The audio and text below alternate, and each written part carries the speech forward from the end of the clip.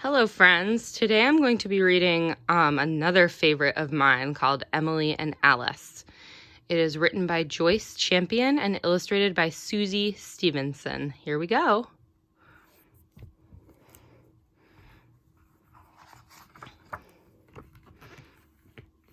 The dedication reads, "For Lindsay, who has straight blonde hair and loves all kinds of cookies, for Emily Stevenson."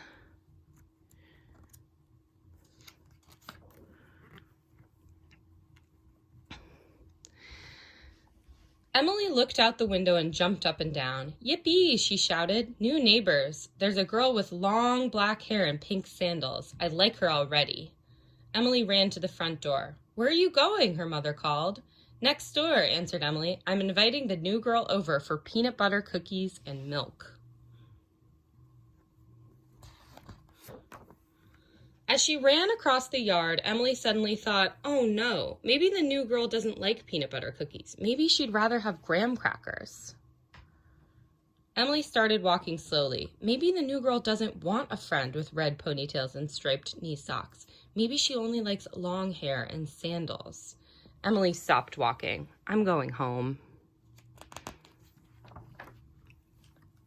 Just then the new girl turned around. "Hi," she called. "I'm Alice. What's your name?" "Emily," Emily told her. "Do you like peanut butter cookies?" "I love peanut butter cookies," said Alice. Emily smiled. "Then come to my house," she said. "We've got lots of them." Emily and Alice skipped across the yard. "I like your long hair, Alice," said Emily as they skipped along. "I like your striped knee socks," said Alice. When they got to the house, Emily let Alice try on her striped knee socks.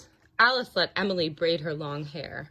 They both ate peanut butter cookies, laughed at each other's milk mustaches, and decided to be best friends.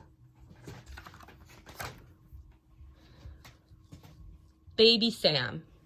Emily skated over to Alice's house. "Alice, Alice," she called. "Come on out. We have to practice our skating." "I can't come out today," shouted Alice. "Baby Sam is sick. You come in."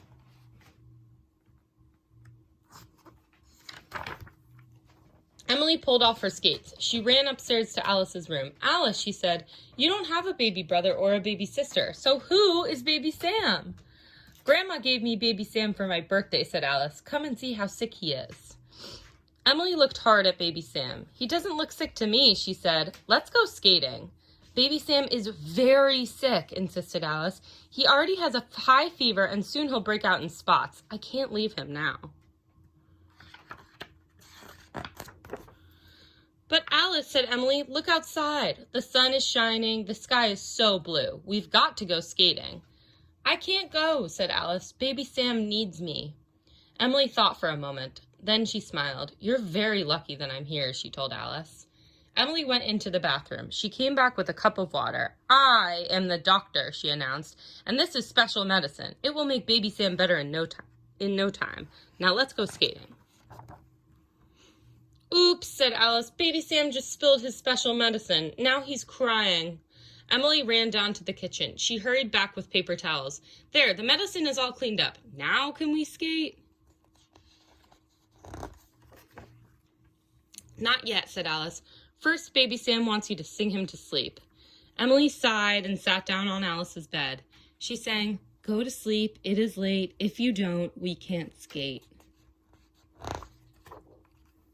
"Shh," Alice whispered. "Baby Sam is sleeping. Now we can skate."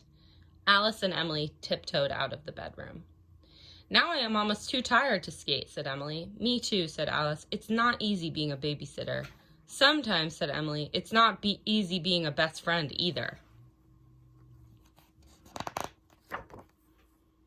Stormy day. Emily stared out the window. "What a terrible day," she said. "This rain will never stop."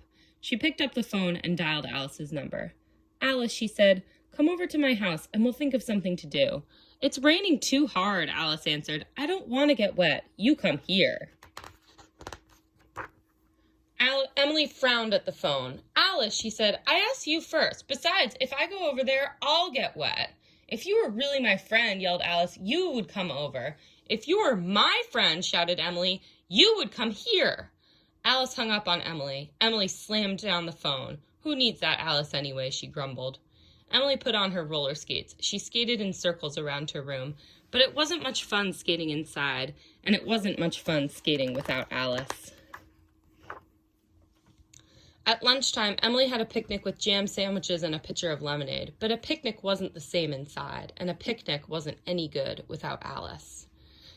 After lunch, Emily pressed her nose against the window. Maybe Alice won't want me for a friend anymore, she thought. Maybe Alice will invite a new friend over to play. Emily twisted her ponytails. Probably Alice called the Tupper twins, and maybe even Chucky Jones. I bet she invited the whole neighborhood.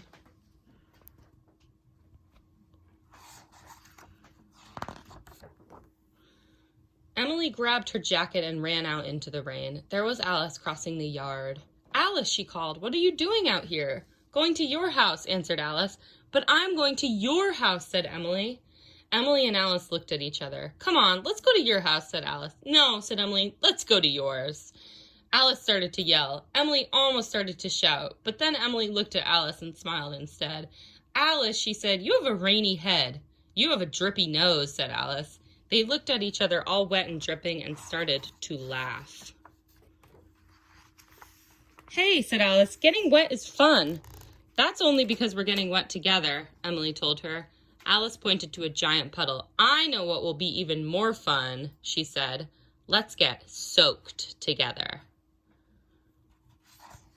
That's the end of that story, friends. Thank you so much for listening. See you again with another story soon.